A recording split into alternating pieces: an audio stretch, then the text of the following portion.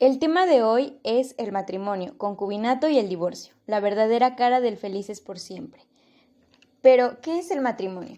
Según el artículo 75 de nuestro Código Civil, se establece como matrimonio la unión de dos personas a través de un contrato civil que, en ejercicio de su voluntad, deciden compartir un proyecto de vida conjunto, a partir de una relación afectiva con ánimo de permanencia, cooperación y apoyo mutuo sin ningún impedimento legal. ¿Cómo se lleva a cabo? En primer lugar, para que el matrimonio sea válido debe celebrarse ante los funcionarios que establece la ley.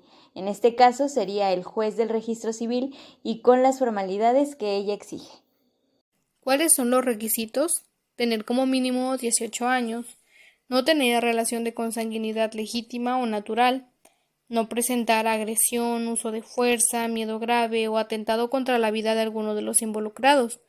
Derechos y obligaciones que nacen del matrimonio son respetarse y ayudarse mutuamente, compartir responsabilidades y obligaciones por igual, así como el derecho de los bienes patrimoniales y no patrimoniales que pertenezcan al matrimonio. De esta manera se da el vivir en el mismo domicilio y contribuir económicamente al sostenimiento del hogar y su alimentación y la de sus hijos. Los cónyuges tienen en el hogar autoridad y consideraciones por igual, además de que deben acordar entre ellos cuál es la mejor distribución del cuidado y cargas conyugales.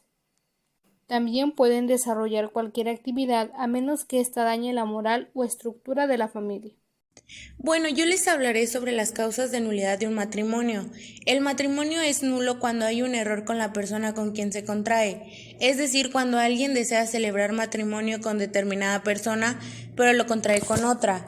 Esto se puede solucionar si el cónyuge engañado denuncia el error inmediatamente cuando se da cuenta. Si esto no ocurre, el matrimonio queda subsistente.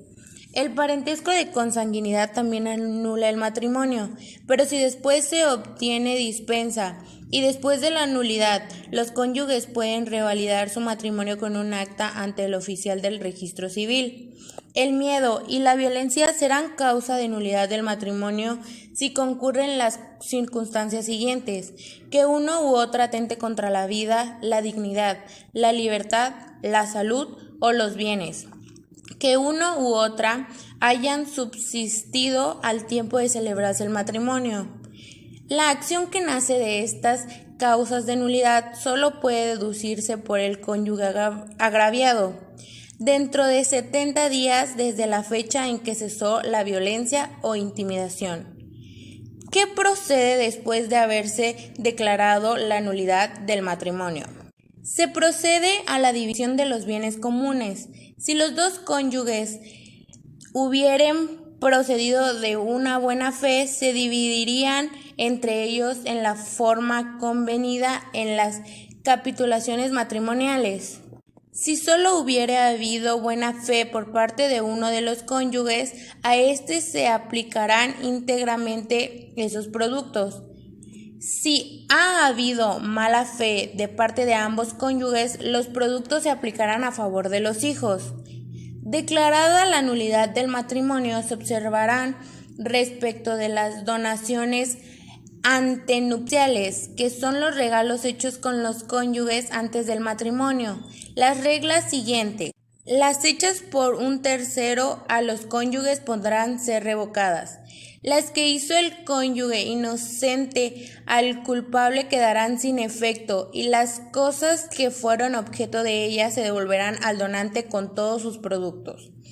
Las hechas al inocente por el cónyuge que obró de mala fe quedarán subsistentes. Si los dos cónyuges procedieran de mala fe, las donaciones que se hayan hecho quedarán a favor de sus hijos.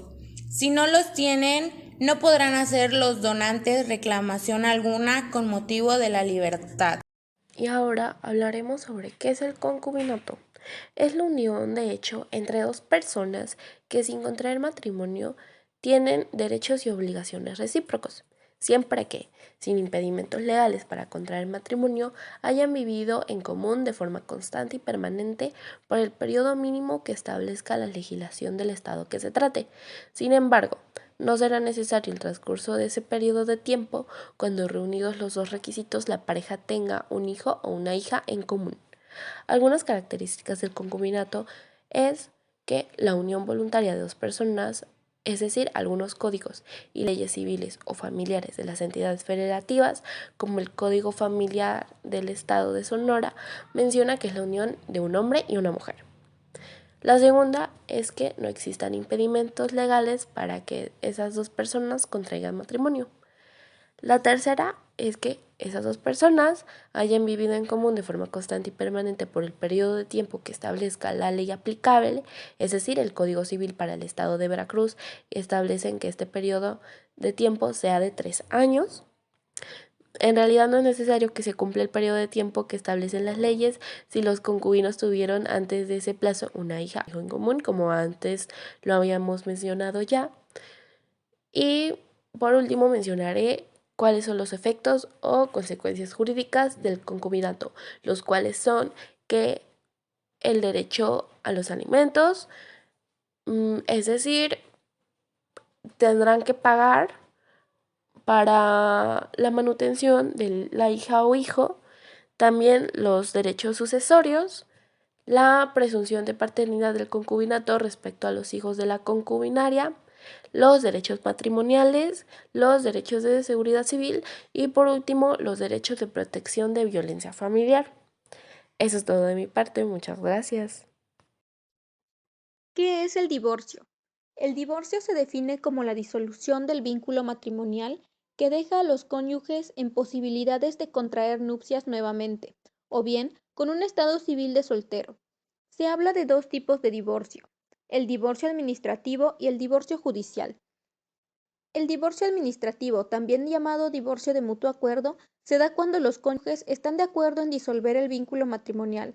También es considerado como un divorcio ágil y eficaz en cuanto a su procedimiento y en cuanto a la técnica de la legislación aplicable.